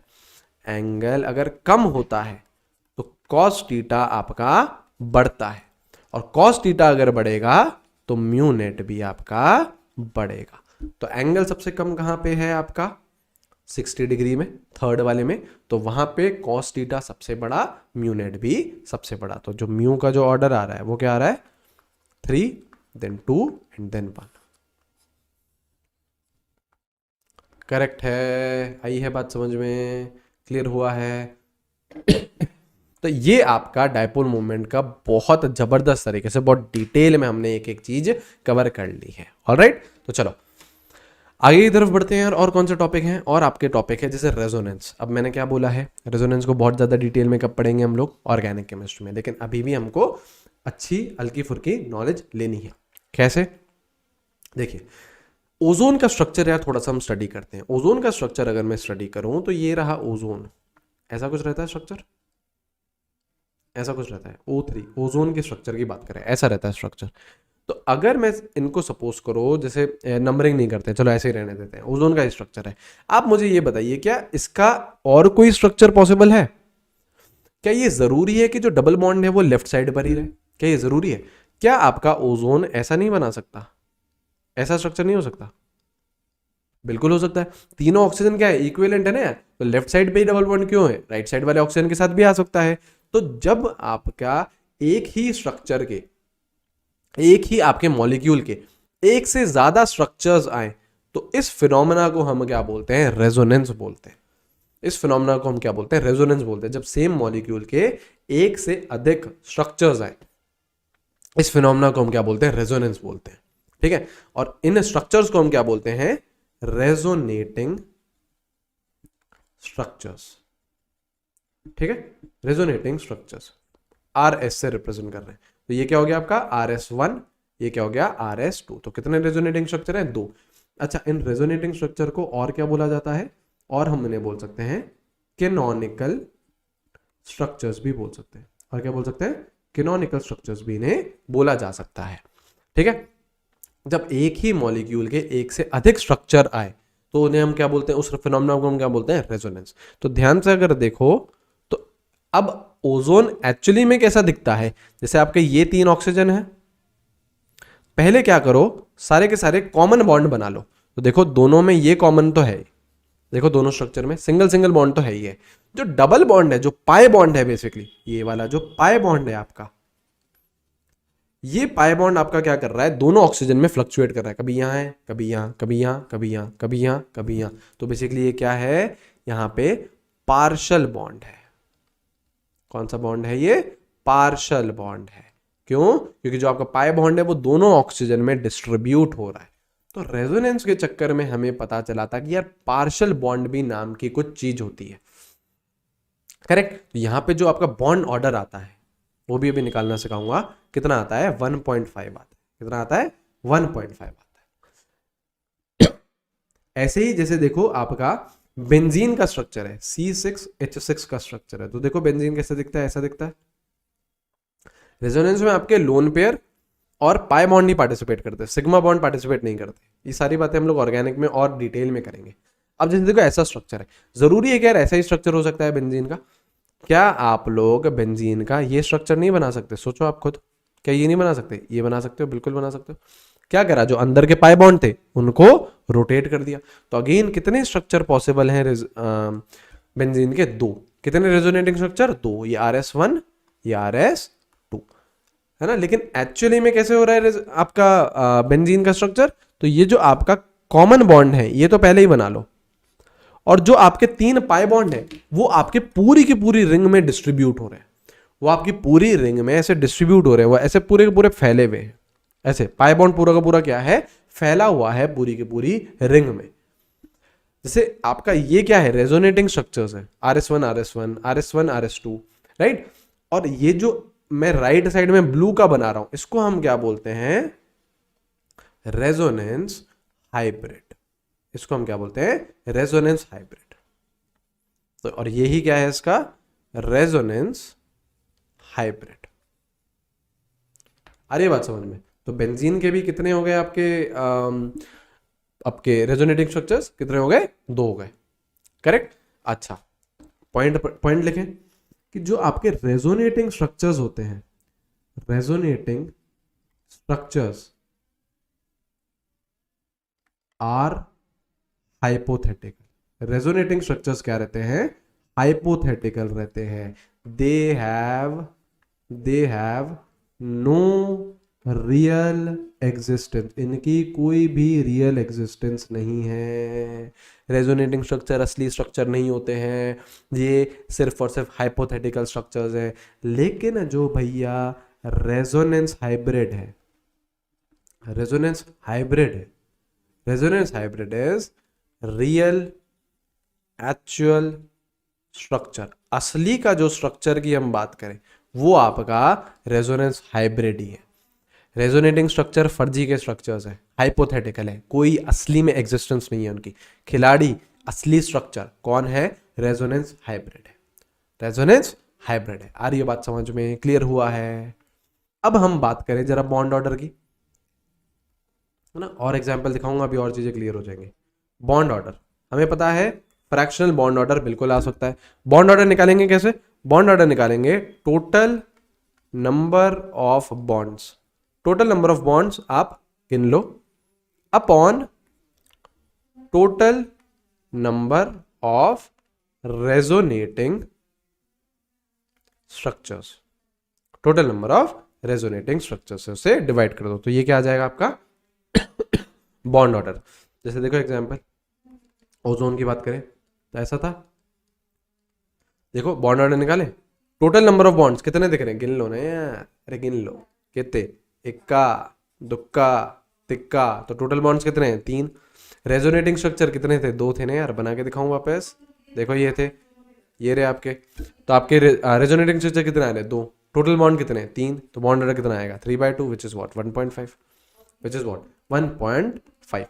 और दिखाए, और एग्जाम्पल करें, चलो ये देखो कार्बोनेट आयन CO3 2-। अब देखो यहाँ पे रेजोनेंस होगा या नहीं होगा, इसका एक स्ट्रक्चर मैं बना देता हूँ, ये इसका एक स्ट्रक्चर है, बताइए, इधर ये O- और इधर भी ये O-, ठीक है। अब आप लोग खुद देखो ये क्या इसमें रेजोनेंस हो रहा है, सोचो। तो देखो ऐसा कुछ जरूरी है क्या कि यार ऊपर वाले ऑक्सीजन के साथ ही आपका डबल बॉन्ड रहे, ये बताइए, क्या ये जरूरी है, नहीं है ना। क्या इसका स्ट्रक्चर ऐसा भी हो सकता है, पॉसिबल स्ट्रक्चर्स आप देखा करो, जैसे इधर आ जाए आपका डबल बॉन्ड और इधर माइनस आ जाए और इधर भी माइनस आ जाए। अच्छा ऐसे ही एक और आपको दिख रहा होगा, क्या इस वाले के साथ या डबल बॉन्ड आ जाए और इधर O- आ जाए, इधर O- आ जाए, तो पॉसिबल स्ट्रक्चर्स सोचा करो। अब निकाल लो बॉन्ड ऑर्डर, कैसे निकालोगे, टोटल नंबर ऑफ बॉन्ड, तो कोई सा भी रेजोनेटिंग स्ट्रक्चर निकाल लो, उसमें टोटल बॉन्ड देख लो कितने हैं, 1 2 3 4, टोटल बॉन्ड कितने हैं, 4। रेजोनेटिंग स्ट्रक्चर कितने दिख रहे हैं, 3, सामने हैं, तीनों के तीनों बना दिए। और देखो और कोई पॉसिबल नहीं होगा, और अगर आप बनाने जाओगे तो स्ट्रक्चर्स रिपीट करेंगे, रिपीट थोड़ी ना कराने हमें, रिपीट थोड़ी ना कराने, तो टोटल रेजोनेटिंग स्ट्रक्चर कितने हैं, 3। देखो बॉन्ड ऑर्डर कितना है, 1.33 आ सकता है, बॉन्ड ऑर्डर 1.3 बिल्कुल आ सकता है, फ्रैक्शनल बॉन्ड ऑर्डर तो बड़े प्यार से आ ही सकता है। आइए बात समझ में। एक और क्वेश्चन इसमें ये बनता है कि charge on each oxygen atom, जैसे देखो charge on each oxygen atom वो कितना रहेगा, तो देखो ये तो मैंने बनाया है RS1, resonating structure 2, resonating structure 3। असली में एग्जिस्ट करते हैं क्या ये, नहीं, असली में कौन एग्जिस्ट करता है, हाइब्रिड। हाइब्रिड जरा बना के दिखाओ, कैसे बनाओगे, ये कार्बन, तो देखो पहले तो सारे कॉमन बना दो, देखो ये कॉमन बना दो। अब देखो इधर डबल बॉन्ड है ना, इधर भी डबल बॉन्ड है, इधर भी डबल बॉन्ड है, तो मतलब तीनों ऑक्सीजन पे डबल बॉन्ड डिस्ट्रीब्यूट हो रहा है। तो देखो यहाँ पे डॉट डॉट डॉट, यहाँ पे भी डॉट डॉट डॉट, एक सेकंड ना, यहाँ पे भी देखो डॉट डॉट डॉट, और यहाँ पे भी आपका ऐसे डॉट डॉट, तो पाई बॉन्ड को तीनों ऑक्सीजन पे डिस्ट्रीब्यूट कर दिया। अब नेगेटिव चार्ज देखो, तो देखो जो रेजोनेटिंग स्ट्रक्चर 1 है वहां पे नेगेटिव नीचे वाले 2 ऑक्सीजन पे, रेजोनेटिंग स्ट्रक्चर जो 2 है यहाँ पे ऊपर और राइट साइड में है, रेजोनेटिंग स्ट्रक्चर 3 है वहां पे लेफ्ट साइड और ऊपर में है, मतलब तीनों ऑक्सीजन पे कभी ना कभी नेगेटिव चार्ज तो आ रहा है, मतलब जो नेगेटिव चार्ज है वो भी डिस्ट्रीब्यूटेड है, del negative del negative del negative. अब ये डेल नेगेटिव ही बताना है हमें कितना है, तो कितना था आपका total charge, total negative charge कितना था, -2, कितने ऑक्सीजन पे डिस्ट्रीब्यूट हुआ, 3 पे, तो एक पे कितना आया, -2/3। टोटल चार्ज कितना था, -2 था, कितने ऑक्सीजन पे डिस्ट्रीब्यूट कर रहे हो, 3 पे, तो -2/3 एक ऑक्सीजन पे आपका चार्ज आ जाएगा। बोलो हाँ या ना, आसान है या नहीं है? बिल्कुल है, कुछ है ही नहीं यार, है ना। बस आपको बढ़िया तरीके से चीजें समझते हुए चलनी है, ठीक है। फॉर्मल चार्ज होता क्या है? फॉर्मल चार्ज आपको इंडिविजुअल एटम्स पे कितना चार्ज प्रेजेंट है ये बताता है।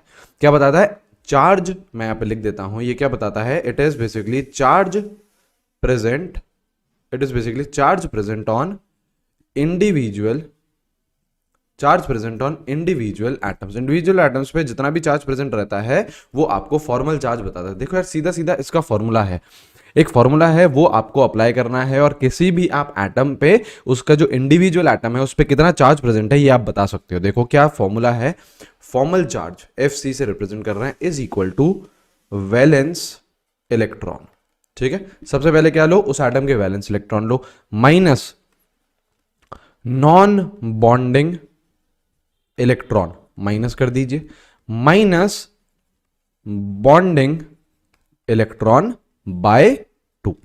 जितने भी बॉन्डिंग इलेक्ट्रॉन है, जो भी बॉन्ड में काम आ रहे हैं ना, उसको डिवाइडेड बाय 2 कर दीजिए, नॉन बॉन्डिंग इलेक्ट्रॉन ले लीजिए। ये दोनों चीजें आपको माइनस करनी है, किससे? वैलेंस इलेक्ट्रॉन से, ठीक है। टेंशन लेने की कोई भी बात नहीं है, अभी इतना एग्जाम्पल करवाएंगे आपको, बढ़िया तरीके से चीज समझ में आ जाएगी। देखिए सबसे पहले बात करते हैं हम ओजोन की। ये स्ट्रक्चर रहता है ओजोन का, बिल्कुल ऐसा स्ट्रक्चर रहता है। अब देखो तीन तरीके के यहाँ पे आपके पास ऑक्सीजन है, तो मैं इसको O1 बोल देता हूँ, इसको O2 बोल देते हैं, इसको O3 बोल देते हैं। अब हमें फॉर्मल चार्ज निकालना है ऑक्सीजन 1 पे, ऑक्सीजन 2 पे और ऑक्सीजन 3 पे।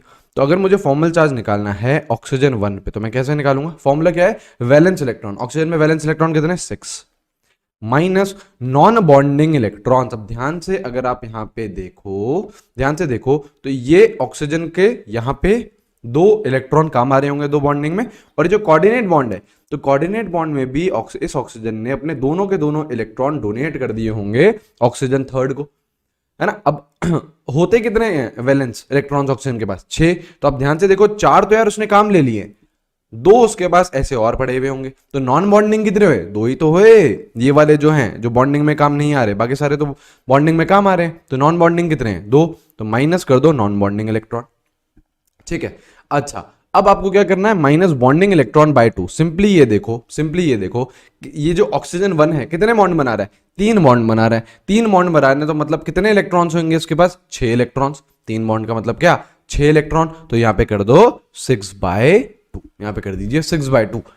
जितने भी बॉन्ड है इंटू 2 कर दो। कितने बॉन्ड है? 3 बॉन्ड है। एक बॉन्ड में हमें पता है 2 इलेक्ट्रॉन होते हैं, तो 3 बॉन्ड में कितने इलेक्ट्रॉन होंगे? 6। तो 6/2 कर दीजिए। तो चार्ज कितना आ रहा है? +1 आ रहा है। चार्ज कितना आ रहा है? +1। अब ट्राई करिए, O2 पे ट्राई करिए और O3 पे ट्राई करिए। चलिए फटाक से ट्राई करो, सोचो सोचो सोचो कैसे करेंगे। वैलेंस इलेक्ट्रॉन कितने हैं? Valence electron 6, minus, correct. O2 पे देखो, O2 को देखो, 2 तो इसने बॉन्डिंग में काम में ले लिए, 2 बॉन्ड बना रहा है, तो 2 इसने बॉन्डिंग में काम में ले लिए। वैलेंस है कितने? 6। तो बाकी 4 इधर ऐसे पड़े हुए होंगे, करेक्ट। तो नॉन बॉन्डिंग इलेक्ट्रॉन कितने हैं? 4, माइनस अब आपको क्या करना है? Bonding electron by 2। तो देखो ऑक्सीजन जो सेकंड है कितने बॉन्ड बना रहा है? 2 बॉन्ड बना रहा है, तो कितने इलेक्ट्रॉन? 4 इलेक्ट्रॉन। तो 4/2 कर दीजिए, करेक्ट। जितने बॉन्ड बना रहे, कितने बॉन्ड बना रहा है ऑक्सीजन 2 बॉन्ड बना रहा है ना, तो इलेक्ट्रॉन्स कितने हो गए? 4। तो आपके 4 बॉन्डिंग इलेक्ट्रॉन्स हो गए, डिवाइडेड बाय 2 कर दीजिए, करेक्ट। तो अब इसको करोगे तो आंसर क्या आ रहा है? 0 आ रहा है। ऐसे अब O3 निकालो। वैलेंस इलेक्ट्रॉन कितने? वैलेंस इलेक्ट्रॉन तो भैया फिक्स है 6, करेक्ट। अब देखो जरा यहां पे नॉन बॉन्डिंग इलेक्ट्रॉन। अब ध्यान से देखो, O3 को कोऑर्डिनेट बॉन्ड बना रहा है ना, मतलब खुद के उसके इलेक्ट्रॉन्स कुछ भी नहीं गए हैं, तो मतलब 6 के 6 इलेक्ट्रॉन्स ऐसे ही यहां पे पड़े हुए हैं, कोई भी बॉन्डिंग में पार्टिसिपेट नहीं कर रहे। तो नॉन बॉन्डिंग इलेक्ट्रॉन कितने हो गए? 6 हो गए। आ रही है बात समझ में? अब बॉन्डिंग इलेक्ट्रॉन बाय 2। अब O3 को देखो कितने बॉन्ड बना रहा है? एक बॉन्ड मतलब कितने इलेक्ट्रॉन? 2 इलेक्ट्रॉन, तो 2/2। ये कितना आ रहा है? -1 आ रहा है। तो इंडिविजुअल चार्ज ऑक्सीजन 1 पे कितना आया? +1। ऑक्सीजन 2 पे कितना आया? 0। ऑक्सीजन 3 पे कितना आया? -1। तो आपको ओजोन का स्ट्रक्चर कई बार ऐसा भी लिखा हुआ मिल सकता है, O डबल बॉन्ड O, इधर O, जैसे O1 है तो इस पे पॉजिटिव चार्ज था तो इस पे पॉजिटिव, O2 पे 0 चार्ज था तो कुछ चार्ज नहीं दे रहे, O3 पे -1 चार्ज था तो -1। ऐसा भी आपको ओजोन का स्ट्रक्चर कहीं पे लिखा हुआ मिल सकता है, वो भी बिल्कुल करेक्ट है। आ रही है बात समझ में? तो इंडिविजुअल एटम्स पे जो चार्जेस निकालते हैं उसको हम क्या बोलते हैं? फॉर्मल चार्ज बोलते हैं। ऐसे चलो अब ये ट्राई करो, इस पे बताइए। CH3OCH3H। इस ऑक्सीजन पे निकालिए फॉर्मल चार्ज। निकालिए, कैसे निकालोगे फॉर्मल चार्ज? कैसे निकालोगे? नंबर ऑफ वैलेंस इलेक्ट्रॉन कितने हैं? 6 माइनस नॉन बॉन्डिंग इलेक्ट्रॉन्स। अब ध्यान से देखो यहाँ पे नॉन बॉन्डिंग इलेक्ट्रॉन्स में अगर आप लोग देखोगे तो ये देखो 3 तो इसने क्या कर लिए, यहाँ पे बॉन्ड बना लिए, 3 तो बॉन्ड बना लिए, बाकी 3 इसके पास क्या होंगे? 3 इसके पास क्या होंगे? 3 इसके पास होंगे नॉन बॉन्डिंग वाले, तो 3 नॉन बॉन्डिंग वाले ले लिए, 3 इसने नॉन बॉन्डिंग वाले ले लिए। अच्छा माइनस, अच्छा ये एक सेकंड, ये कोऑर्डिनेट बॉन्ड है यार, रुको, ये वाला जो बॉन्ड है ना, ये वाला बॉन्ड है जो कोऑर्डिनेट बॉन्ड है। हाँ अब देखो, अब वीडियो पॉज करो और अटेम्प्ट करो, अब वीडियो पॉज करिए और अटेम्प्ट करिए। अब देखो, ध्यान से देखो, ये तो जो नॉर्मल 2 कोवलेंट बॉन्ड से CH3 के साथ, उधर तो एक इलेक्ट्रॉन गया किसका? ऑक्सीजन का। जो आपका वो था कोऑर्डिनेट बॉन्ड था, वहां पे 2 इलेक्ट्रॉन गए किसके? ऑक्सीजन के। तो आपके 4 इलेक्ट्रॉन्स काम आ चुके हैं ऑक्सीजन के, तो 2 इलेक्ट्रॉन कहां होंगे? नॉन बॉन्डिंग में होंगे, तो 2 जाएंगे नॉन बॉन्डिंग में। माइनस आप देखो number of bonds formed by oxygen, कितने बॉन्ड बना रहे? 3 बॉन्ड बना रहे, तो इलेक्ट्रॉन कितने? 6 इलेक्ट्रॉन, 6 तो डिवाइडेड बाय 2, तो आपका जो फॉर्मल चार्ज आ रहा है वो कितना आ रहा है? +1 आ रहा है। अब देखिए, अब हम बात करते हैं फजान्स रूल की, है ना, तो ध्यान से सुननी है, बहुत अच्छे से आपको ये चीज समझ में आ जाएगी। सबसे पहला पॉइंट ये है कि नो बॉन्ड इज 100% आयनिक और 100% कोवलेंट। ये मैं आपको पहले भी समझा चुका हूं कि कोई सा भी बॉन्ड ले लो, उसमें कुछ ना कुछ आयनिक कैरेक्टर रहता है, कुछ ना कुछ कोवलेंट कैरेक्टर रहता है। कोई सा भी बॉन्ड 100% आयनिक नहीं है, कोई सा भी बॉन्ड 100% कोवलेंट नहीं है। अगर आपको, जैसे हम डायपोल मूवमेंट यूज करते थे, देखो क्या बोल रहा है, dipole movement is use to find ionic nature in covalent bond. अगर कोई सा बॉन्ड कोवलेंट है, मेजरली वो कोवलेंट बॉन्ड है, तो उसमें अगर आपको आयनिक नेचर निकालना है तो आपको डायपोल मूवमेंट का यूज लेना पड़ता है। और सिमिलरली अगर आपका कोई सा भी बॉन्ड आयनिक बॉन्ड है और उसमें आपको कोवलेंट नेचर निकालना है तो आपको क्या यूज करना पड़ता है? फजान्स रूल यूज करना पड़ता है। मतलब अभी आपके कौन से बॉन्ड्स आने वाले? आयनिक बॉन्ड आने वाले। मेजरली उसमें कौन सा कैरेक्टर होगा? आयनिक कैरेक्टर होगा, लेकिन कुछ ना कुछ कौन सा कैरेक्टर रहेगा? कोवलेंट भी कैरेक्टर रहेगा। तो अगर आपको covalent character in ionic bond पहचानना है तो कौन सा रूल फॉलो करोगे आप? फजान्स रूल फॉलो करोगे, राइट। अब ये कोवलेंट कैरेक्टर डेवलप कैसे होता है? जैसे सपोज करो, जैसे आयनिक बॉन्ड है आपका, तो कटायन और अनायन होएगा। सपोज करो ये है आपका कटायन, ठीक है। अनायन की साइज जनरली क्या रहती है? बड़ी रहती है, अनायन की साइज बड़ी है। अब देखो होता क्या है, ये जो कटायन है अनायन को क्या करेगा? अट्रैक्ट करेगा। तो जो यहां वाले इलेक्ट्रॉन्स होंगे जो कटायन के नजदीक हैं, इनको तो ये ज्यादा ताकत से खींचेगा। जो नजदीक वाले इलेक्ट्रॉन्स होंगे उनको तो ये ज्यादा ताकत से खींचेगा। और ये जो ब्लू वाले इलेक्ट्रॉन्स हैं, जिनको मैं ब्लू से मार्क कर रहा हूं, यहां पे भी इलेक्ट्रॉन्स होंगे, तो इनको ये कम ताकत से खींचेगा। ऑब्वियसली डिस्टेंस की बात है, जो नजदीक वाले इलेक्ट्रॉन्स होंगे उनको ज्यादा ताकत से खींचेगा और जो पीछे वाले इलेक्ट्रॉन्स हैं उनको कम ताकत से खींचेगा। तो इस चक्कर में क्या होता है? अनायन की शेप डिस्टॉर्ट हो जाती है, ऐसी कुछ शेप हो जाती है। पता है कैसा बन जाता है? ये बन जाते हैं, ये तो देखो कटायन तो एज इट इज है, अनायन की ऐसी शेप आ जाती है, अनायन की ऐसी शेप आ जाती है, डिस्टॉर्ट हो जाता है अनायन। इस डिस्टॉर्शन ऑफ शेप के चक्कर में ही कोवलेंट कैरेक्टर डेवलप हो जाता है आयनिक बॉन्ड में, ठीक है। This distortion of shape of अनायन leads to covalent character. ये जो अनायन की शेप डिस्टॉर्ट हो रही है, इसकी वजह से कोवलेंट कैरेक्टर डेवलप हो रहा है। And this is known as, इसी प्रोसेस को क्या बोलते हैं? This is known as polarisation. This is known as polarisation. इसको क्या बोला जाता है? पोलराइजेशन बोला जाता है। और जितनी ज्यादा ये जो शेप है अनायन की वो बिगड़ेगी, उतना ही ज्यादा पोलराइजेशन होएगा और उतना ही ज्यादा कोवलेंट कैरेक्टर डेवलप होगा। तो क्या मैं ये कह सकता हूं कि जो कोवलेंट कैरेक्टर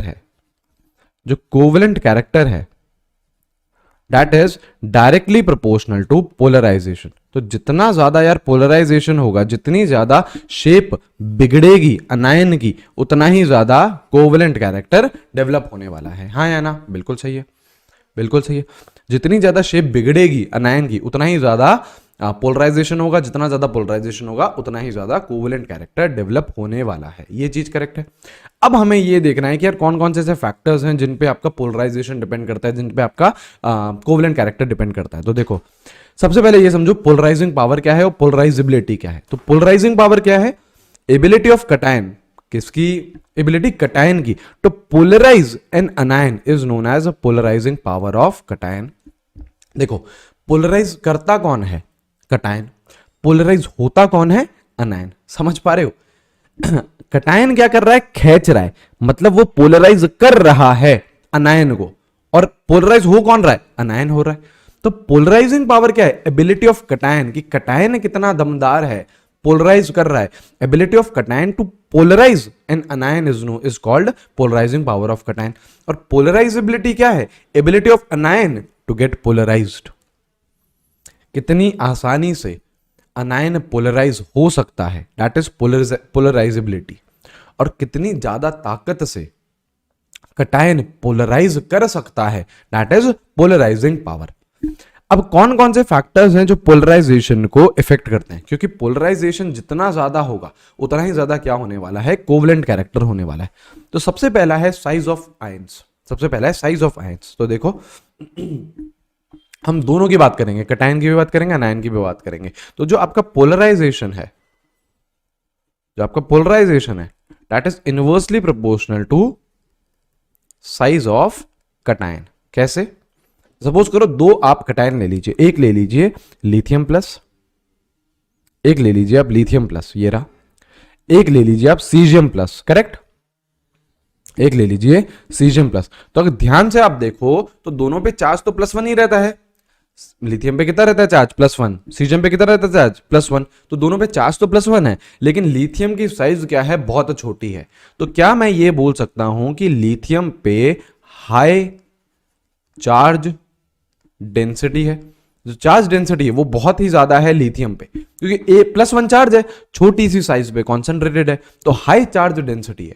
और सीजियम प्लस में मैं बोल सकता हूं लो चार्ज डेंसिटी। अब देखो लिथियम पे अगर ज्यादा चार्ज डेंसिटी है तो ज्यादा ताकत से खींचेगा इलेक्ट्रॉन्स को, ज्यादा ताकत से खींचेगा तो ज्यादा शेप बिगाड़ेगा, ज्यादा पोलराइजेशन करेगा, तो ज्यादा कोवेलेंट कैरेक्टर डेवलप होएगा। तो अगर साइज छोटी है कटायन की तो ज्यादा पोलराइजेशन होगा, ज्यादा कोवेलेंट कैरेक्टर आपका डेवलप होएगा। तो सीधी सीधी बात क्या आ रही है? Polarisation is inversely proportional to size of cation. हाँ या ना? ये चीज आई है समझ में? All right. तो साइज ऑफ आयंस में हम लोगों ने कटायन की बात कर ली कि कटायन भैया छोटा लेना तो कोवेलेंट कैरेक्टर ज्यादा रहेगा, ठीक है। अच्छा, अनायन की बात करें तो जो पोलराइजेशन है that is directly proportional to size of anion. जितनी ज्यादा साइज रहेगी अनायन की उतना ही ज्यादा उसका पोलराइजेशन होगा। क्यों? ऐसा कैसे? जैसे आप लोग देख लो F- ले लो एक, चलो ठीक है, और I- की ऑब्वियसली साइज क्या रहेगी? बड़ी रहेगी। I- की साइज क्या रहेगी? बड़ी रहेगी। अब आप ध्यान से देखो तो इसको अगर मान लो दोनों F- को भी कटायन खींच रहा है और I- को भी कटायन खींच रहा है, तो I- के पास चार्ज डेंसिटी इतनी ज्यादा नहीं है, उसका अपने इलेक्ट्रॉन्स पे होल्ड इतना नहीं है। क्यों? क्योंकि उसकी साइज बढ़ चुकी है। तो I- की शेप तो बहुत ज्यादा बिगड़ जाएगी, कटायन उसकी शेप बहुत ज्यादा डिस्टॉर्ट कर देगा, क्योंकि उसके इलेक्ट्रॉन्स इतने अच्छे तरीके से बंधे हुए नहीं है। तो अगर उसकी साइज बड़ी है तो आपका उसकी शेप ज्यादा बिगड़ सकती है, तो ज्यादा पोलराइजेशन हो सकता है, उस पर ज्यादा पोलराइजेशन हो सकता है, तो ज्यादा कोवेलेंट कैरेक्टर डेवलप हो सकता है। आ रही है बात समझ में? तो जैसे हम बात करें F- की, है ना, हम बात करें Cl- की, Br- की और I- की, तो आपका जैसे जैसे अनायन बढ़ता जाएगा तो आपका कोवेलेंट कैरेक्टर इंक्रीज होता जाएगा, करेक्ट। और वैसे ही जैसे यहां पे बात करें तो कौन कौन था आपका? लिथियम प्लस, है ना, आपका sodium plus, potassium plus, rubidium और सीजियम। तो जैसे जैसे कटायन बढ़ता जाता है कोवेलेंट कैरेक्टर कम होता जाता है, कोवेलेंट कैरेक्टर डिक्रीजेस। तो समझ पा रहे हैं? फॉर मैक्स एक लाइन में अगर हम बताएं आपको तो ये हो जाएगा कि फॉर मैक्स कोवेलेंट कैरेक्टर। अगर आपको मैक्सिमम कोवेलेंट कैरेक्टर चाहिए, अगर आपको मैक्सिमम कोवेलेंट कैरेक्टर चाहिए तो जो कटायन है वो क्या होना चाहिए, छोटा। कटायन की साइज क्या होनी चाहिए, छोटी। अनायन की साइज क्या होनी चाहिए, बड़ी। तो आपके पास इस कॉम्बिनेशन से मैक्सिमम कोवेलेंट कैरेक्टर वाला कंपाउंड मिल जाएगा। अरे बात समझ में, कटायन क्या होना चाहिए, छोटा, अनायन क्या होना चाहिए, बड़ा। ये हमने एक बात कर ली कि ठीक है यार, चार्ज हमने बेसिकली साइज की बात कर ली, साइज अनायन का कैसे वेरी करना चाहिए, साइज कटायन का कैसा वेरी करना चाहिए। अब हम देखें चार्ज ऑन आयंस पे, चार्ज पे भी डिपेंड करता है पोलराइजेशन और कोवेलेंट कैरेक्टर। तो जो पोलराइजेशन है, मैं लिख रहा हूं पोलराइजेशन, आप इसको कोवेलेंट कैरेक्टर ही समझिए, क्योंकि पोलराइजेशन जितना ज्यादा होता है उतना ही ज्यादा कोवेलेंट कैरेक्टर होता है। तो polarisation is directly proportional to charge on cation and anion. जितना ज्यादा चार्ज रहेगा कटायन और अनायन पे, उतना ही ज्यादा पोलराइजेशन रहेगा और उतना ही ज्यादा आपका कोवेलेंट कैरेक्टर रहेगा। तो अगर जैसे हम बात करें, अगर हम बात करें NaCl, हम बात करें MgCl2, हम बात करें AlCl3, SiCl4, तो ध्यान से देखो, ध्यान से देखो। अब चार्जेस देखो, जैसे देखो +1 -1 +1। अब इंडिविजुअल देख, सॉरी +2 मैग्नीशियम पे कितना, +2। इंडिविजुअल देखो तो इंडिविजुअल क्लोरीन की बात करें तो चार्ज कितना है, -1 ही है, तो इधर -1, इधर +3, इधर -1, इधर +4, इधर -1। अब ध्यान से देखो तो जैसे यहां से यहां जा रहे हैं तो चार्ज देखो, अनायन पे तो सेम है, -1 -1 -1 -1। क्या कटायन पे चार्ज बढ़ता जा रहा है, +1 +2 +3 +4? बिल्कुल। तो अगर कटायन पे चार्ज बढ़ रहा है, कटायन पे बढ़े या अनायन पे बढ़े, तो इस केस में कटायन पे बढ़ रहा है, तो कोवेलेंट कैरेक्टर जो रहेगा, कोवेलेंट कैरेक्टर वो क्या करेगा, इंक्रीज करेगा। कोवेलेंट कैरेक्टर इंक्रीज कर रहा है तो आयनिक कैरेक्टर डिक्रीज करेगा, ऑब्वियसली बात है, क्योंकि दोनों का एडिशन अल्टीमेटली 100 आना है। तो अगर कोवेलेंट कैरेक्टर बढ़ रहा है तो आयनिक कैरेक्टर क्या करेगा, कम करेगा। और ध्यान रखना, आयनिक कैरेक्टर जब जब कम होता है तो मेल्टिंग पॉइंट और बॉइलिंग पॉइंट भी कम होता है। मेल्टिंग पॉइंट और boiling point is directly proportional to ionic character और inversely proportional to covalent character. अगर कोवेलेंट कैरेक्टर बढ़ेगा तो आयनिक कैरेक्टर कम होगा, आयनिक कैरेक्टर कम होगा तो मेल्टिंग और बॉइलिंग पॉइंट भी कम होगा। इस पे देखो ऐसे क्वेश्चन आ जाता है कई बार, जैसे देखो एक सेकंड, इलेक्ट्रॉनिक कॉन्फ़िगरेशन आपको कराता हूं, पहले आप यहां पे देखिए क्वेश्चन। जैसे बोल रहा है ऑर्डर ऑफ बॉइलिंग पॉइंट आपको बताना है, ठीक है, बॉइलिंग पॉइंट का ऑर्डर बताना है। जैसे PbCl2 और PbCl4 ये बोल रहा है आपको, बताइए आप क्या देखोगे, जिसमें आयनिक कैरेक्टर ज्यादा या फिर जिसमें कोवेलेंट कैरेक्टर कम, तो मेल्टिंग और बॉइलिंग पॉइंट ज्यादा। तो यहां पे देखो Pb किस में, +2 में, ये -1 में, ये किस में, +4 में, ये किस में, -1 में। तो ध्यान से देखो, जितना ज्यादा चार्ज रहेगा उतना ही ज्यादा कोवेलेंट कैरेक्टर रहेगा। तो अगर मैं बात करूं कोवेलेंट कैरेक्टर की, तो चार्ज ज्यादा है तो कोवेलेंट कैरेक्टर ज्यादा है, तो कोवेलेंट कैरेक्टर ज्यादा किस में, PbCl4 का ज्यादा है as compare to PbCl2 covalent character. तो उधर ही आप आयनिक कैरेक्टर किसका ज्यादा होगा, आयनिक कैरेक्टर किसका ज्यादा होगा, ऑब्वियसली PbCl2 का ज्यादा होगा। फिर अगर यार कोवेलेंट PbCl4 का ज्यादा है तो आयनिक PbCl2 का रहेगा, और आयनिक कैरेक्टर से ही डायरेक्टली प्रोपोर्शनल रहता है आपका बॉइलिंग पॉइंट और मेल्टिंग पॉइंट। तो बॉइलिंग पॉइंट और मेल्टिंग पॉइंट किसका ज्यादा आ रहा है, PbCl2 का ज्यादा आ रहा है। आ रही है बात समझ में? तो आपका जितना ज्यादा आयनिक कैरेक्टर उतना ही ज्यादा मेल्टिंग पॉइंट और बॉइलिंग पॉइंट, ठीक है। लास्ट पॉइंट क्या है, लास्ट पॉइंट है इलेक्ट्रॉनिक कॉन्फ़िगरेशन। आपका जो पोलराइजेशन है वो इलेक्ट्रॉनिक कॉन्फ़िगरेशन ऑफ कटायन पे भी डिपेंड करता है। देखो 3 फैक्टर्स हैं, पहला कौन सा है, साइज, कटायन और अनायन की। कटायन क्या होना चाहिए, छोटा, अनायन क्या होना चाहिए, बड़ा। चार्ज है दूसरा फैक्टर, चार्ज दोनों पे ही ज्यादा होना चाहिए फॉर मैक्सिमम कोवेलेंट कैरेक्टर। तीसरा जो अब अगर अभी तक भी डेडलॉक नहीं टूटता है, तो तीसरा है इलेक्ट्रॉनिक कॉन्फ़िगरेशन ऑफ कटायन। अब क्या बोल रहा है, cations having pseudo inert configuration has more polarising power. Pseudo inert configuration जिसकी रहेगी उसका ज्यादा पोलराइजिंग पावर रहेगा। अब बोलोगे भैया सूडो इनर्ट कॉन्फ़िगरेशन क्या रहती है, तो सूडो इनर्ट कॉन्फ़िगरेशन रहती है N-1D10।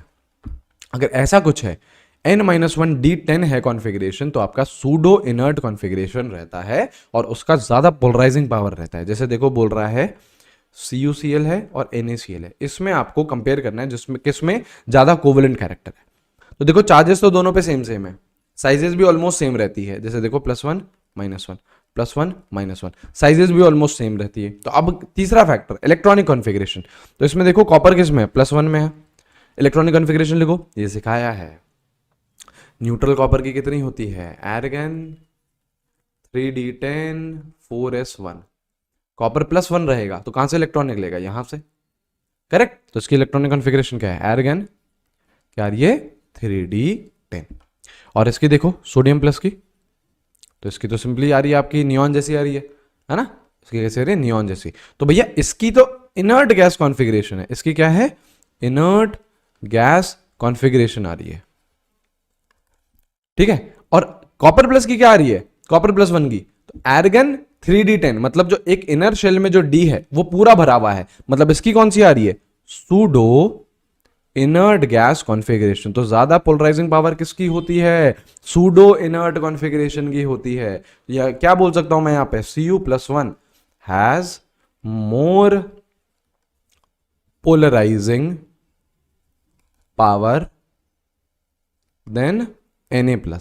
तो जिसकी पोलराइजिंग पावर ज्यादा, किसकी ज्यादा, Cu+ की ज्यादा, तो कोवेलेंट कैरेक्टर भी ज्यादा किसका, Cu से Cl का, therefore CuCl has more covalent character. आई है बात समझ में। अच्छा, अगर कोवेलेंट कैरेक्टर ज्यादा रहेगा तो आयनिक कैरेक्टर कम रहेगा, आयनिक कैरेक्टर कम रहेगा तो मेल्टिंग पॉइंट और बॉइलिंग पॉइंट भी कम रहेगा, ठीक है। तो एक छोटा सा लेक्चर जिसमें हम लोगों ने फॉर्मल चार्ज और फजान्स रूल पढ़ लिया, ऑलराइट। तो फिर मिलेंगे हम लोग हमारे नेक्स्ट लेक्चर में। Till then take care everyone, have a great day, see you guys, bye bye.